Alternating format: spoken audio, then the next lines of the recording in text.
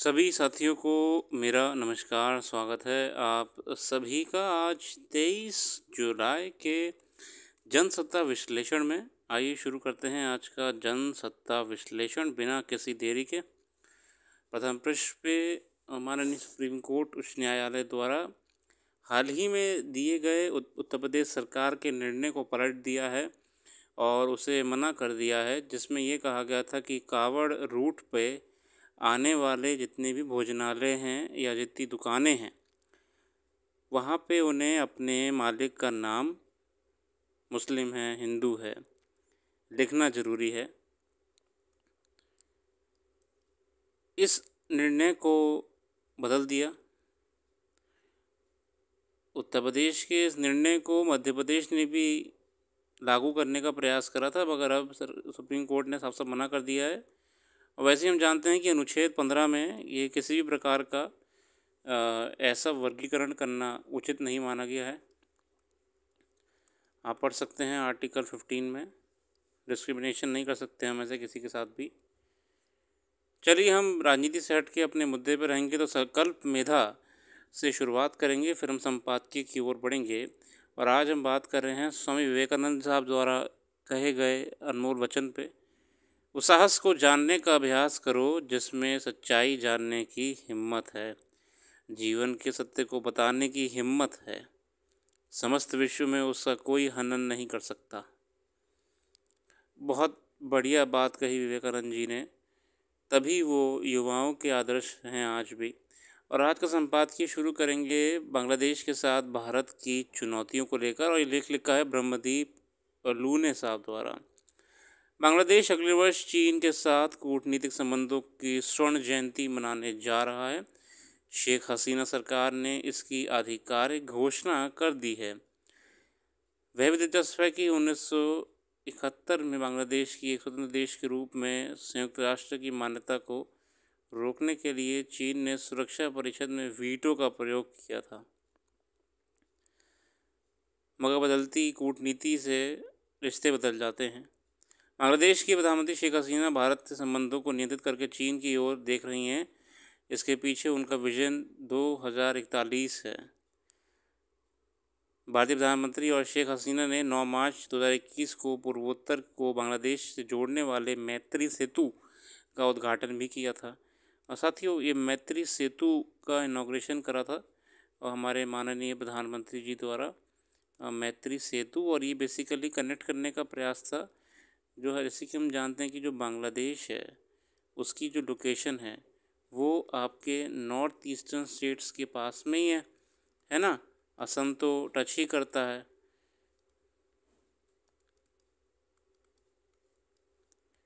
तो मैत्री सेतु के माध्यम से connectivity ultimately promoting the logistics as well as international trade। इससे नॉर्थ ईस्टर्न स्टेट्स की तो आय बढ़ेगी ही बढ़ेगी, साथ ही साथ बांग्लादेश को भी फ़र्क पड़ेगा और अंतर्राष्ट्रीय व्यापार में हमारा भी नाम रहा करेगा। मैत्री सेतु का उद्घाटन करा था, मगर अब बांग्लादेश का रुख कुछ चीन की तरफ जाता हुआ दिख रहा है। चीन ने बांग्लादेश में कई निवेश बढ़ा दिए हैं और $1.5 अरब तक पहुंचा दिया है। इससे स्थानीय स्तर पर लाखों लोगों को रोज़गार मिला। बांग्लादेश चीन की वन बेल्ट वन परियोजना का प्रमुख साझेदारी होने से विजन 2041 और स्मार्ट बांग्लादेश के सपने को साकार होने का बड़ा कारण बताया जा रहा है। बांग्लादेश से व्यापारिक संबंध मजबूत बनाने में चीन ने वहाँ के बुनियादी ढांचे में बड़े निवेश किए हैं। मतलब चीन अपना इन्वेस्टमेंट जानते ही हैं कि कैसे कंट्रीज़ में करता है, और जब उनको लोन्स दे देकर इतना डेप्ट में डाल देता है कि अल्टीमेटली वो देश बिक जाता है चीन के हाथों। चीन ने जिस जिस देश में हाथ रखा है उसको डेवलप ही नहीं करा है, उसे ख़रीद लिया है, चाहे वो श्रीलंका हो या कहीं कोई भी देश हो आपका।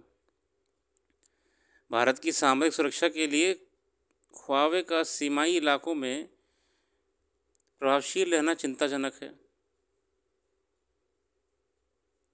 अमेरिका अपने यहाँ हुआवे के साथ व्यापार करने पर प्रतिबंध लगा चुका है।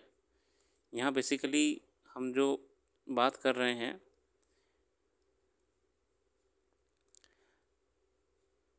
थोड़ा वापस आना पड़ेगा, क्षमा चाहता हूँ। इस विजन का मकसद आर्थिक विकास को गति देने और जीवन की गुणवत्ता में सुधार करने में नवाचार, उद्यमशीलता और डिजिटलीकरण पर जोर देना है।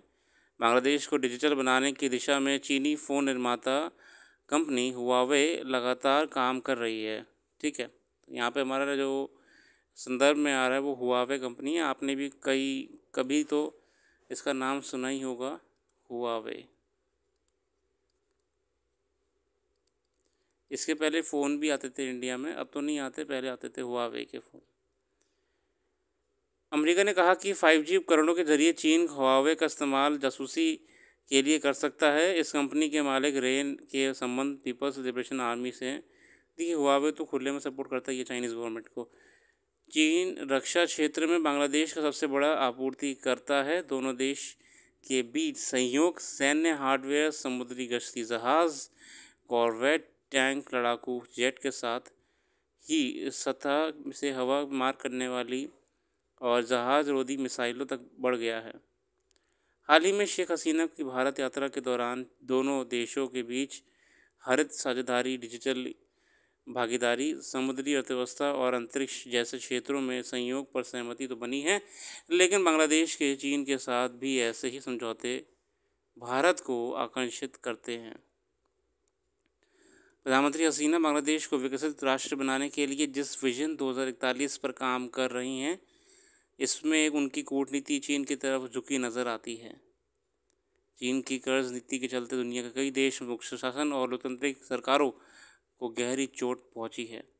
देखिए, मैंने आपको बताया ना, चीन का ना एक ही फंडा है, वो शुरुआत में आपकी मदद करेगा मगर बाद में वो आपको डेप्ट में डाल के आप पे टेक ओवर कर लेगा। देखते हैं बांग्लादेश 2041 में कहाँ से कहाँ पहुंचता है। और वैसे तो हमारा पड़ोसी मुल्क है, तो हम तो उनसे हमेशा कहीं कामयाब रहे, मगर देखते हैं कि बांग्लादेश 2041 में एक वर्ल्ड लेवल की देश बन जाता है या चाइना का गुलाम।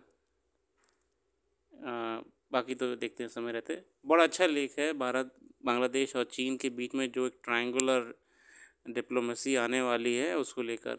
अगला आर्टिकल है विकास का अर्थ। जैसे कि हम जानते हैं साथियों की आर्थिक समीक्षा प्रस्तुत की गई सदन में, उसको लेकर ये लेख दिया हुआ है। एक रूपरेखा, एक छोटा सा विश्लेषण है। आर्थिक समीक्षा से बजट की रूपरेखा का अंदाज़ा लगाया जा सकता है। इसमें पिछले वर्ष की आर्थिक स्थितियों का लेखा जोखा पेश किया जाता है। इस वर्ष चूँकि आम चुनाव थे, पूर्ण बजट की बजाय अंतरिम बजट पेश किया गया था। आज इस वर्ष के लिए आम बजट पेश होगा। जैसे कि हम जानते हैं, अभी अंतरिम बजट पहले भी पेश करा गया था, मगर वो इंटरिम था क्योंकि सरकार जा रही थी। अभी वो सरकार वापस से आ चुकी है, चुनाव जीत चुकी है, अब पक्का वाला लॉन्च करा जाएगा। महंगाई के मोर्चे पर ज़रूर थोड़ी चुनौती उभरती रही है, पर अंतर्राष्ट्रीय स्थितियों से तुलना करें तो इस पर अपेक्षाकृत काबू पाया जा सका है। इस वर्ष विकास दर के 6.5 से 7% रहने का अनुमान है। 2030 तक गैर कृषि क्षेत्र में 78.5 लाख रोजगार सृजित करने की ज़रूरत रेखांकित की गई है।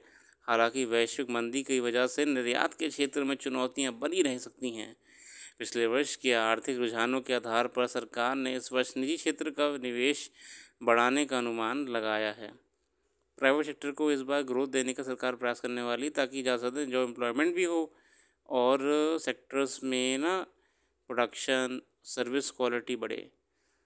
हालांकि इस सर्वेक्षण को विपक्ष ने अंतर्निहित और आंकड़ों का खेल बताया है तथा बजट में व्यवहारिक उपायों पर ध्यान केंद्रित करने की सलाह दी है। दरअसल आंकड़ों के अर्थव्यवस्था की बुलंदी और व्यवहारिक धरातल पर बेहतरी के बीच कोई सहसंबंध नज़र नहीं आता है। देखिए, ये भी रियलिटी है। डेटा, मैथमेटिक्स, स्टैटिस्टिक्स अलग होते हैं मगर ग्राउंड रियलिटी अलग होती है। जहाँ पर सरकारें कहती हैं कि देश में विकास दर आपकी 4% या 6% तक हो रही है, धरातल में देखने की इन्फ्लेशन 10% से ऊपर जा रहा होता है और इनकम उतनी ही नीचे जा रही होती है। तो स्टैटिस्टिक्स है, we will not go into that. और अगला आर्टिकल खेती और खुदकुशी है। ये बेसिकली जो एक नेगेटिविटी सी फैली हुई है एग्रीकल्चर सेक्टर में, उस पे हमारा ध्यान केंद्रित कर रहा है। आप इसका अध्ययन कर लीजिएगा। मैं इसके बारे में पहले ही बात कर चुका हूँ, इसलिए मैं बार-बार ये आर्टिकल नहीं पढ़ूँगा। पुरानी वीडियोज़ में मैं इससे बता चुका हूँ इसके बारे में। आर्टिकल अच्छा है। एग्रीकल्चरल डिस्ट्रेस की यहाँ बात कर रहे हैं बेसिकली। जिस हिसाब से ये इतना लुक्रेटिव नहीं रहेगा।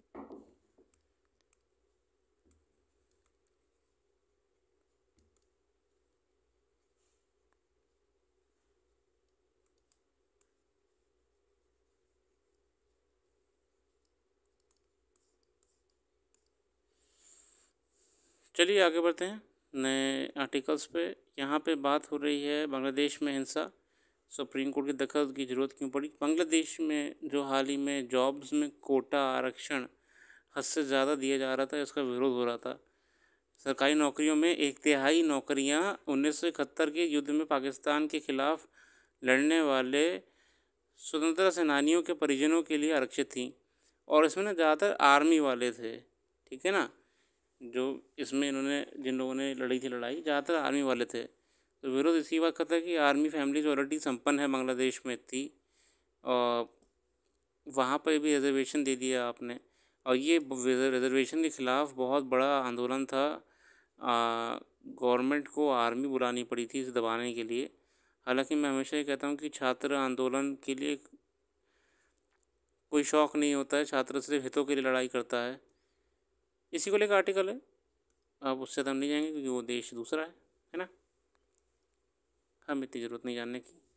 बाकी अखबार का अध्ययन आप करिएगा, पूरा अखबार का अध्ययन करिएगा। मैं तो पूरा ही पढ़ता हूँ, मगर मैं वीडियो में सिर्फ इसलिए कम बताता हूँ ताकि आपको ना एक अध्ययन मिल जाए बस अखबार को लेके, कि क्या क्या इंपॉर्टेंट है क्या इंपॉर्टेंट नहीं है।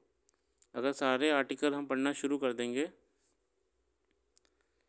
तो फिर वीडियो बहुत लंबी हो जाएगी और वो मज़ा भी नहीं आएगा। ओलंपिक गेम्स शुरू होने वाले हैं। ओलंपिक्स की तैयारी पूरी जोर शोर से चल रही है। इस पर भी नज़र रहेगी हमारी। खेल जगत में जितनी करंट अफेयर्स मिलती रहा करेगी। बाकी जो भी करंट अफेयर्स यहाँ पर डिस्कस नहीं कर पाए वो हमने वेबसाइट पर डाल दी है। वेबसाइट का लिंक डिस्क्रिप्शन में मौजूद है, आप डिटेल में पढ़ सकते हैं वहाँ पे। अपना कीमती समय देने के लिए बहुत बहुत धन्यवाद। आपका दिन शुभ हो।